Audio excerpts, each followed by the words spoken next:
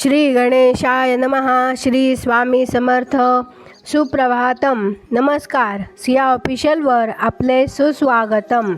योगेशं सच्चिदानंदं वासुदेवं व्रजप्रियं धर्मसंस्थापकं वीरं कृष्णं वंदे जगद्गुरुं.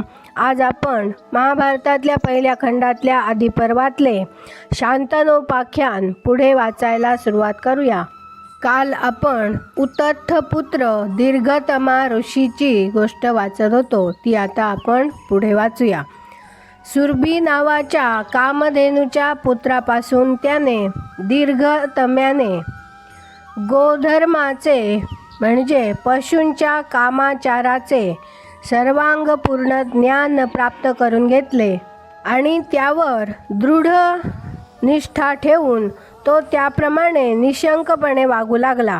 त्याने अशा प्रकारे मर्यादेचे पूर्णपणे उल्लंघन केलेले दिसताच भोवतालचे सारे प्रतिष्ठित ऋषी संतापले आणि दीर्घतम्याच्या दृष्टीने जे पाप नव्हते ते पाप आहे असा आश्रमवासी ऋषींच्या मनाचा निर्धार झाला आणि ते एकमेकांना म्हणाले, अहो, याने तर अगदीच ताळतंत्र सोडले आहे. असला हा बेलगाम माणूस आश्रमात राहण्याच्या योग्यतेचा नाही. म्हणून आपण सगळे मिळून या हलकट माणसाला येथून हाकलून देऊ. प्रद्वेषीला दीर्घतम्यापासून पुत्रांची प्राप्ती झाली असताही त्याच्या गर्हणीय वर्तनामुळे ती आपल्या पतीवर फार चिडली आणि त्याचा द्वेष करू लागली. त्यामुळे तिचे प्रद्वेषी हे नाव सार्थ झाले.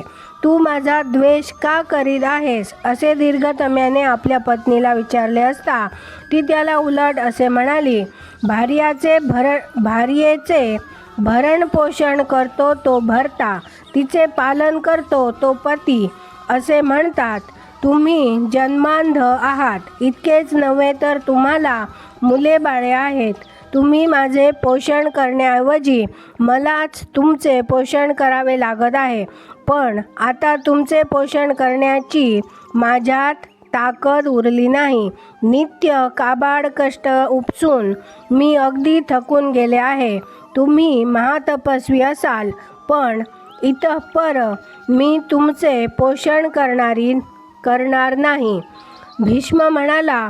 प्रद्वेषीचे हे बोलणे ऐकून दीर्घतमा ऋषी संतप्त झाला आणि तो तिला पुत्रांसमक्ष म्हणाल्या, एखाद्या क्षत्रिय कुळात मला घेऊन जा, म्हणजे तुम्हाला भरपूर द्रव्य मिळेल आणि मला पोसावयाची तुम्हाला अडचण पडणार नाही. यावर क्रोधाने प्रद्वेषी म्हणाली, अरे ब्राह्मणा, तू मला कितीही द्रव्य दिलेस तरी मला ते नको, कारण त्यापासून मला दुःखच होणार आहे.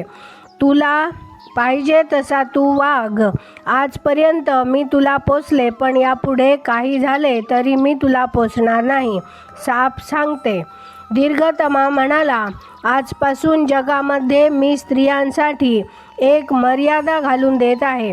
ती मर्यादा अनुल्लंघनीय आहे. स्त्रीला एकच पती असला पाहिजे आणि आमरण तोच तिचे आश्रयस्थान असला पाहिजे. पती जिवंत असो वा नसो, स्त्रीने अन्य पुरुषाशी विवाह करता कामा नये. पतीखेरीज अन्य पुरुषाशी जर तिने विवाह केला तर तिचा अधःपात होईल, यात कसलीही शंका नाही. जी स्त्री विवाह न करता कुमारी राहील ती आजपासून पातकी ठरेल. यदाकदाचित विवाह न करता राहणाऱ्या स्त्रीने धनार्जन केले तर त्या धनाचा तिने घेतलेला उपभोग व्यर्थ ठरेल. जगात तिची अपकीर्ती होईल आणि लोक तिची टवाळी करतील.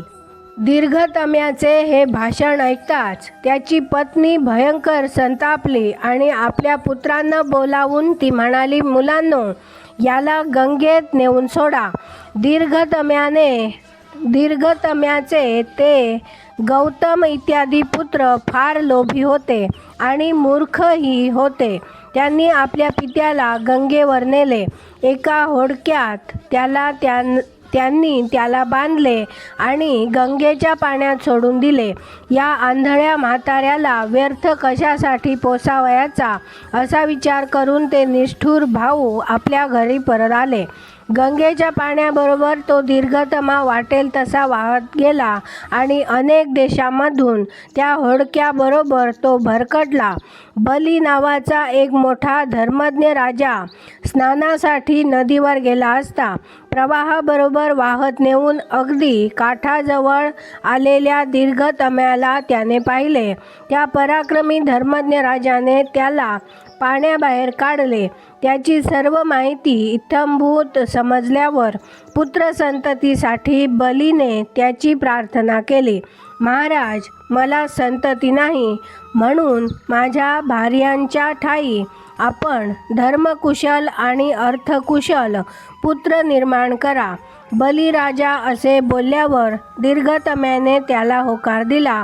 यावर राजाने आपली सुदेशना नावाची पत्नी त्याच्याकडे पाठविली, पण तो अंध आहे आणि वृद्ध आहे असे दिसताच ती त्याच्याकडे गेली नाही.